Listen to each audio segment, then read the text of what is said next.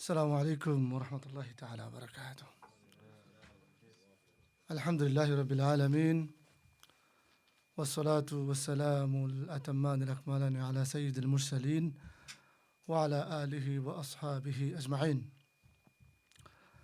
Channels কর্তৃক আজকের এই হজ কনফারেন্সের এই সুন্দর সন্ধিক্ষণে বিটুইন আসর অ্যান্ড মাগরিবের মতো এই সুন্দর দোয়া কবুলের সময় আমরা এমন এক মহান ব্যক্তিত্বের স্মরণ এবং তার সুন্নাহ নিয়ে আলোচনা করছি। আল্লাহ যেন আমাদের এই আলোচনাকে কবুল করেন, আমিন। আমরা যা বলি এবং আমরা যারা শুনব সবাই যেন আমরা আমাদের নিজেদের জীবনে এগুলোর বাস্তবায়ন করতে পারি। সম্মানিত দর্শক মণ্ডলী, চ্যানেল এসের পর্দায় যারা অগণিত দর্শক আমাদেরকে দেখছেন, ঈদ উল আজহা এবং নবী ইব্রাহিম আলাইহিস সালাম,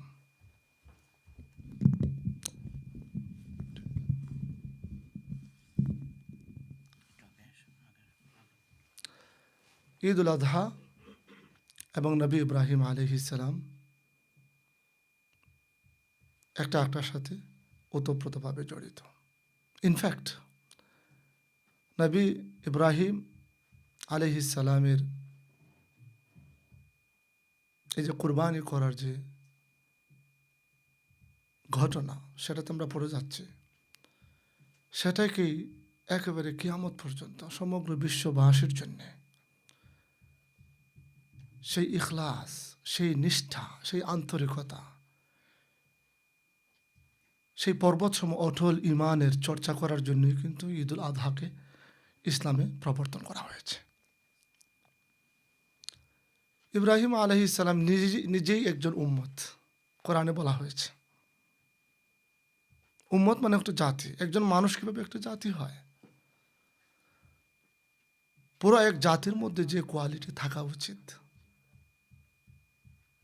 এবং যে পরিমাণ, যে কোয়ালিটি এবং কোয়ান্টিটি থাকে, অ্যাজ ইফ সবগুলোই নবী ইব্রাহিম আলাইহিস সালামের মধ্যে আছে।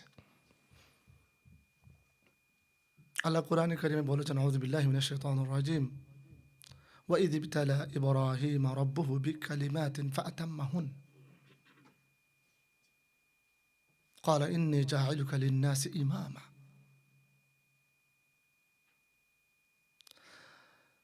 আল্লাহ আমাদেরকে বলছেন যে যখন ইব্রাহিম আলাইহিস সালামকে তার রব পরীক্ষা করলেন বিকালিমাতিন, কয়েকটা বিষয়। কোরআনের গবেষকরা বলেছেন যে ইব্রাহিম আলাইহিস সালামকে 3 বার মহাপরীক্ষার সম্মুখীন হয়েছিল। একবার যখন তার জাতিকে ইসলামের দাওয়াত, তাওহীদের দাওয়াত দেওয়ার পরেও তারা মূর্তি পূজার প্রতি আগ্রহ ছাড়েনি, এই মূর্তি পূজার অসারতা বোঝানোর জন্যে তারা যখন ফানফেয়ারে তাদের নিজেদের লোকালয় ছেড়ে চলে গিয়েছিল, তিনি সবগুলো মূর্তি ভেঙে একটাকে রেখেছিলেন এবং ওই বড় মূর্তির উপরে কুড়ালটাকে রেখেছিলেন। তারা যখন সবাই আসলো, দেখলো এই অবস্থা, তারা চিন্তা করে পাইল যে এটা একমাত্র কাজ ইব্রাহিমেরই হতে পারে, কারণ তিনি সবসময় আমাদেরকে মূর্তি পূজার বিরুদ্ধে কথা বলতেন আমাদের কাছে। ইব্রাহিম স্বীকার করলেন। পরবর্তী পর্যায়ে কোরআনের অনেক লম্বা কাহিনী আছে, আমি মূল পয়েন্টে যাওয়ার আগে এগুলো বলছি। সবাই তাকে, সবাই সবাই একটা মানুষও নবী ইব্রাহিমের পক্ষে ছিলেন না। 2 পাহাড়ের মাঝে বিশাল অগ্নিকুণ্ড বানিয়ে তাকে নিক্ষেপ করা হলো এবং এত powerful fire that nobody even could go close to the fire. এক ধরনের যন্ত্র যেটা দিয়ে ভারী জিনিসকে ছুঁড়ে মারা হয়, বর্তমানে যে কামান বের হয়েছে, এরকম একটা যন্ত্র তাদের ছিল। এটাকে আরবিতে বলা হয় মিনজানিক। এটা দিয়ে নবী ইব্রাহিম আলাইহিস সালামকে ওই বড় বিশাল আগুনে ফেলা হয়েছে। আল্লাহ রাব্বুল আলামিন আগুনকে হুকুম দিয়েছেন, নার ইয়া নার কুনি বারদান ওয়া সালামান আলা ইব্রাহিম। আগুন, আগুনের ধর্ম হলো কি? পুরানো। আগুন সব কিছুকে পুড়িয়ে ছারখার করে দেয়, কিন্তু এই আগুন ততক্ষণ পর্যন্ত পোড়াবে যতক্ষণ পর্যন্ত আল্লাহর হুকুম থাকে। যখন আল্লাহ বলবেন নো, আগুন বলবে I am not burning. Ibrahim আলাইহিসসালাম যেভাবে ছিলেন, আগুন যখন নির্বাপিত হলো, আস্তে আস্তে নিস্তেজ হলো, তিনি সুস্থ সুন্দরভাবে বের হয়ে আসলেন। এটা ছিল 1 নম্বর পরীক্ষা।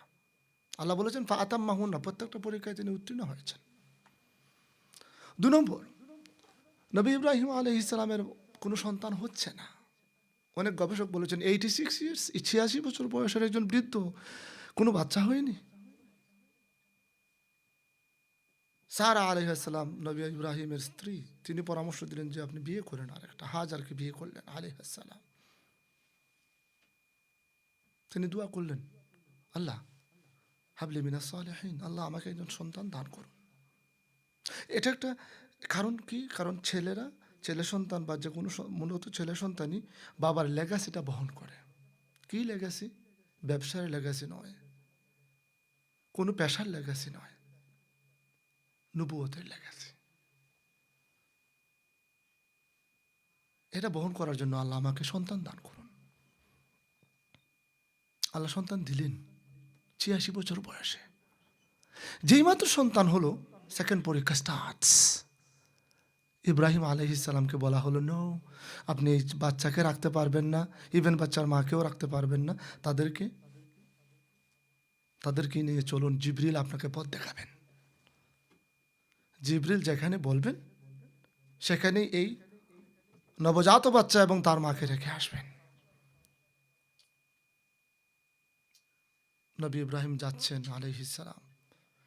যখন কোথাও সুন্দর জায়গা দেখেন, পাশে পানির ব্যবস্থা আছে, গাছগাছালি আছে, ইব্রাহিম আলাইহিসসালাম তাকে বলেন, জিবরিলকে বলেন, বন্ধু জিবরিল, এখানেই কি থেকে যাওয়া যায়? জিবরিল বলেন, না না না, আমার সাথে চলেন আপনি।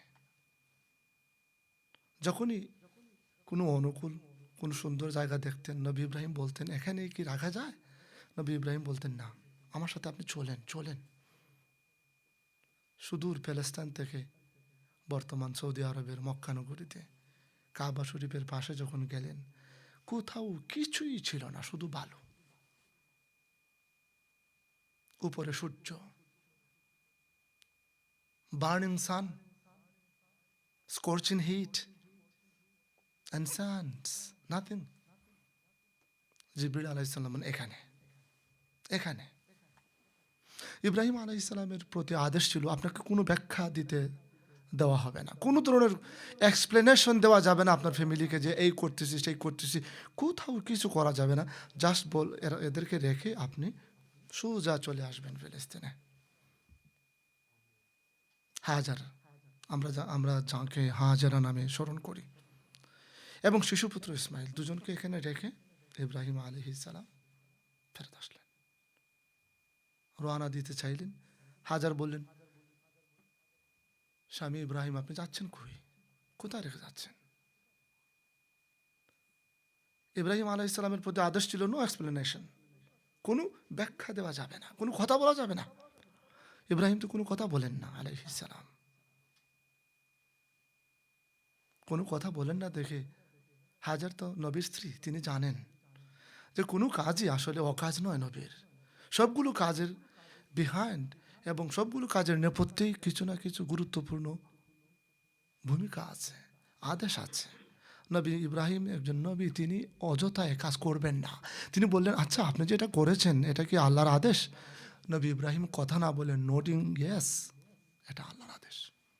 ওকে, ইজান লাই যদি আনা রব্বনা, তবে আপনি চলে যান, আমাদের রব আমাদেরকে ধ্বংস করবেন না। যদি এটা আপনি আল্লাহর হুকুমে করে থাকেন, আমরা আমাদের ধ্বংসের ভয় করি না। সেকেন্ড পরীক্ষা ছিল, এক্সাম ছিল, হি মেড ইট। তার পরীক্ষা, এবং এই পরীক্ষার সাথে আমাদের ঈদুল আজহা আজকের আলোচনা জড়িত। ইব্রাহিম আলাইহিসসালাম ছেলে ইসমাইলের খবর নিতেন যখন একটু বড় হলেন, অর্থাৎ 12-13 বছর, 14 বছর, মানে ইয়াং অ্যাডাল্ট হলেন যখন, আল্লাহর পক্ষ থেকে হুকুম আসলো পুত্রকে জবাই করতে হবে, কোরবানি করতে হবে। স্বপ্নে, নবীদের স্বপ্ন ওহী। আমাদের মতো নবীদেরকে আল্লাহ এমনভাবে বানিয়েছেন যে তারা, তাদের অন্তর সবসময় জাগ্রত থাকে। তারা স্বপ্নে যা দেখেন এটা আসলে বাস্তবের মতোই। এটা ছিল ওহী। কোন হেসিটেট করেননি নবী, কারণ মানুষকে কোরবানি দেওয়া আল্লাহর জন্য, মানুষ জবাই করার প্রথা তখনও ছিল না। নবী ইব্রাহিম আলাইহিসসালামের সময় ছিল না, সত্য ধর্মে ছিল না, এটা কখনো ছিল না। কিন্তু যখন তাকে স্বপ্নে বলা হলো তখন তিনি হেসিটেট করেননি। তিনি চলে আসলেন মক্কায়, ফিলিস্তিন থেকে। ছেলেকে বললেন, ইন্নী আরা ফিল মানামি আন্নী আযবাহুক ফানজুর মাযা তারা। বাবারি, আমি তো দেখেছি তোমাকে স্বপ্নে, আমি দেখেছি তোমাকে আমি কুরবানি করছি। ইসমাইল কি বলতে পারতেন না, বাবা মনে হয় সামথিং এলস, কোথাও মনে হয় একটু গন্ডগোল আছে, কারণ আল্লাহর জন্য মানুষকে কুরবানি দেওয়ার তো প্রথা থাকার কথা না বাবা, এরকম বলতে পারতেন না? কিন্তু ছেলেও জানেন ফাদার ইজ এ প্রফেট, এই কথা কোনো এদিক সেদিক করার কোনো কথা না। ইসমাইল বললেন, ইয়া আবাদি, খুব শ্রদ্ধার সাথে, মহব্বতের সাথে যে ডাক বাবাকে, আমরা যেটা আমাদের আব্বু, আব্বাজান, এরকম আবেগ দিয়ে, ইফআল মা তুমার, আল্লাহ আপনাকে যা করতে আদেশ করেছেন আপনি এটা করুন। সাতাজিদুনি ইনশাআল্লাহ মিনাস সাবিরিন, আপনি আমাকে ধৈর্যশীলদের অন্তর্ভুক্ত পাবেন। তাফসীরের কিতাবাদিতে বিভিন্ন বর্ণনা থেকে লিখেছেন যে ইসমাইল, বাবা তো এমনি মনে করেন বৃদ্ধ বয়সে একটা বাচ্চা পেলাম, এই বাচ্চাকে কুরবানি করতে হবে। ইসমাইল আলাইহিস সালাম বলেন, বাবা আপনি আমাকে ভালো করে বাঁধুন, আপনার কাপড় চোপড় ভালো করে আটসাট করে রাখুন, যাতে রক্তের ছিটা না পড়ে আমার আম্মার কাছে, যাতে আপনি আম্মা যাতে প্রশ্ন না করেন, কোনো শোকাহত যাতে না হন। আল্লাহ বললেন, ফালাম্মা আসলামা, যখন দুজনই আত্মসমর্পণ করলেন, ওয়াতাল্লাহু লিল জাবিন, ইসমাইলকে উপরমুখ করা হলো, মানে নিচমুখী করা হলো, চেহারা নিচে দিয়ে। আল্লাহ বললেন, ইয়া ইব্রাহিম কাদ সাদ্দাক্তার রুইয়া, আপনার স্বপ্ন বাস্তবায়ন হয়ে গেছে। ওয়াফাদাইনাহু বিযিবহিন আযীম, এবং ইসমাইল আলাইহিস সালামকে কোরবানি না করে একটা ভেড়াকে দেওয়া হলো। বিভিন্ন বর্ণনা আছে এই ভেড়া জান্নাত থেকে এসেছে। এই যে আনকন্ডিশনাল সাবমিশন টু আল্লাহ, কোনো চু ও ছেঁড়া নাই, কোনো ব্যাখ্যার কোনো পথে বাঁকা পথে না যাওয়া, এটাই ইব্রাহিম আলাইহিস সালামের শিক্ষা, এটাই ঈদুল আজহার শিক্ষা। আল্লাহ আমাদেরকে এরকমভাবে নিঃশর্তভাবে আন্তরিকতার সাথে আল্লাহর সকল হুকুম পালন করার তৌফিক দান করুন। আমি আমার যে আলোচনা করলাম, এই আলোচনার ভুল ত্রুটি আল্লাহ মাফ করে দিন, এবং এর মধ্যে যা কল্যাণ আছে আমাদের ভাগ্যে নসিব করুন। আল্লাহুম্মা সাল্লি ওয়া সাল্লিম ওয়া বারিক আলাইহি।